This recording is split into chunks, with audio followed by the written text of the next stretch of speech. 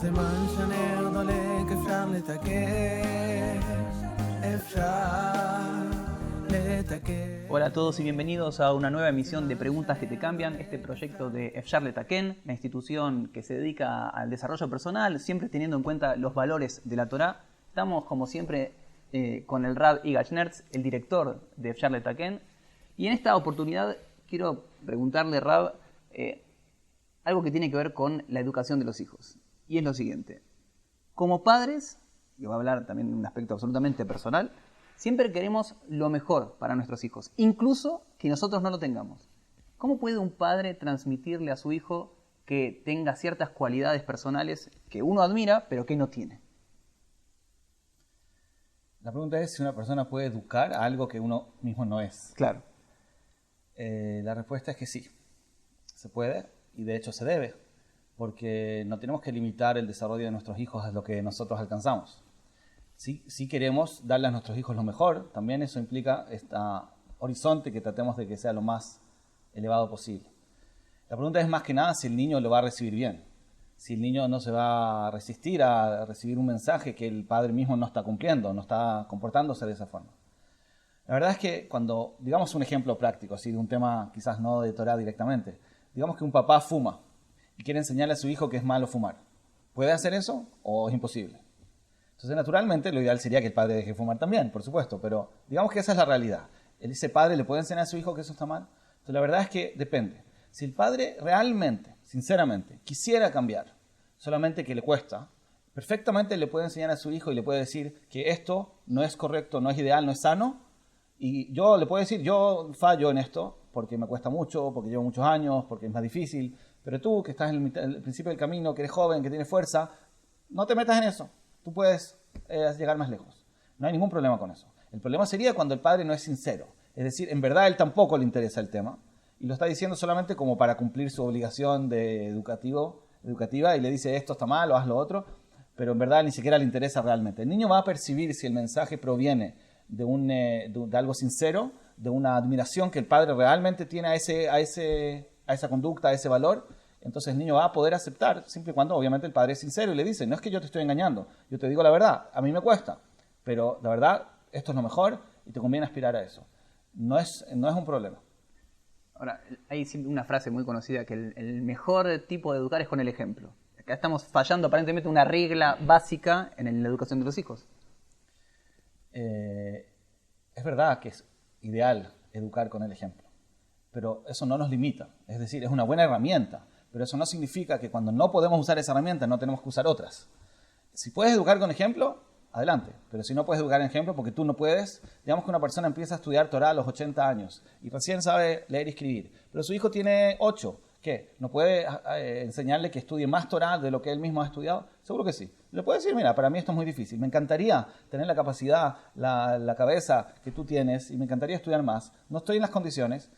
Tú sí puedes, no hay ningún problema con eso. El ejemplo, a pesar de que no hay un ejemplo de conducta, hay un ejemplo de mensaje, es decir, es sincero. Yo realmente siento y percibo, y el niño lo percibe, que esto sale de mi corazón. Y como dicen nuestros sabios, lo que sale del corazón, entra en el corazón. ¿Y esto no puede afectar la imagen que el hijo tiene de su padre? Es decir, mi papá me dice que tengo que tener esta cualidad que él no tiene. Yo siempre pensaba que mi padre era una imagen a seguir y demás. Y al final mi papá no es tan grandioso como creía y a mí mismo me lo está confesando. La verdad es que los hijos en algún momento se van a dar cuenta que no somos perfectos, ¿sí? No podemos esconderlo, es la realidad. Entonces ya es mejor que nosotros no tratemos de negarlo. Hay padres que a veces tratan de esconder sus defectos. No digo que uno tiene que hacer cosas malas así como enseñándole el ejemplo al niño, pero de todas maneras, cuando el niño se da cuenta que esa es la realidad, no hay ninguna razón de negarlo. Al revés, tú le puedes decir que eso es realmente una debilidad que te cuesta y que eso no quita que sea algo que te gustaría y que estás intentando luchar para mejorarlo. Y al final puede ser un mensaje incluso mejor, porque si tú le dices que para ti es fácil y a ti no te causa ningún desafío actuar bien en ese punto, quizás el niño va a decir, está bien, para ti es fácil, para mí no. Nos lo estás educando, a pesar de que le estás dando el ejemplo.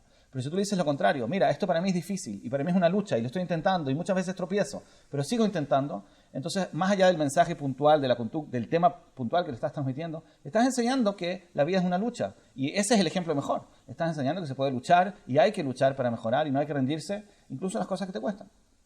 ¿Qué le diría a un padre que actúa delante de su hijo? ejemplo, supongamos, tomando el ejemplo que hablamos de estudiar Torah. Supongamos que al padre no le parece tan interesante, pero él cree que es bueno que el hijo lo haga. Entonces, cuando el hijo está en la casa, agarra una Gemara o algún libro y se pone a estudiar, pero en realidad él no lo hace a lo largo de todo el día. Es un buen mecanismo, es una mala idea. Yo creo que volvemos al punto inicial. Es decir, si la persona, esta persona realmente le gustaría sinceramente estudiar más Torah y ahora está estudiando Torah un poco forzado, para darle un ejemplo al niño, pero Bebete le gustaría, solamente que le cuesta, no puede, etc., yo creo que puede funcionar. Pero si es algo completamente una actuación y en verdad no le interesa lo más mínimo, ni siquiera como una proyección a futuro, ni siquiera como un deseo, ni siquiera como un sueño, entonces el niño se va a dar cuenta y es mucho peor. Al revés, va a hacer daño. Es mejor en ese caso que no haga ninguna actuación y que sea sincero y que le transmita la verdad al niño. Decimos que también las midot son aspectos con los cuales hemos sido creados y probablemente se transmiten de generación en generación. Entonces, si yo quiero educar a mi hijo para que no tenga una midá, ¿cómo puedo hacerlo si yo sé que tal vez la va a tener o que todos en la familia la tenemos? ¿Cómo podemos hacer ese quiebre generacional? Es verdad que las midot en alguna medida se transmiten, digamos, en forma hereditaria. Y es muy común ver midot en hijos que se repiten de sus padres. Bueno, puede ser papá o mamá, a veces abuelos. Pero es algo común y ahí se suma que no solamente hay una transmisión, llamémosla hereditaria, sino que también hay un tema de conducta. Es decir, el niño ve a su papá actuando, por ejemplo, de forma impaciente o de forma crítica, y el niño quizás no solamente heredó un poco de esa tendencia, sino que también lo ve. Entonces, por doble razón puede repetir esa conducta. Efectivamente, Rav Hirsch dice que uno tiene que tener un cuidado especial en las midot que le fallan a uno, de no transmitirlas a sus hijos, tratar de no transmitirlas a nuestros hijos. Pero es parte del sistema. Es decir, tenemos que saber que nuestros hijos nacen en un ambiente imperfecto. Nosotros, los educadores, Hashem nos eligió como educadores de nuestros hijos. En verdad, no somos perfectos, estamos lejos de ser perfectos. Y parte de la educación de los hijos es crecer en un ambiente imperfecto. Y a veces es imperfecto justamente en el punto que ellos mismos también les cuesta, como en este ejemplo.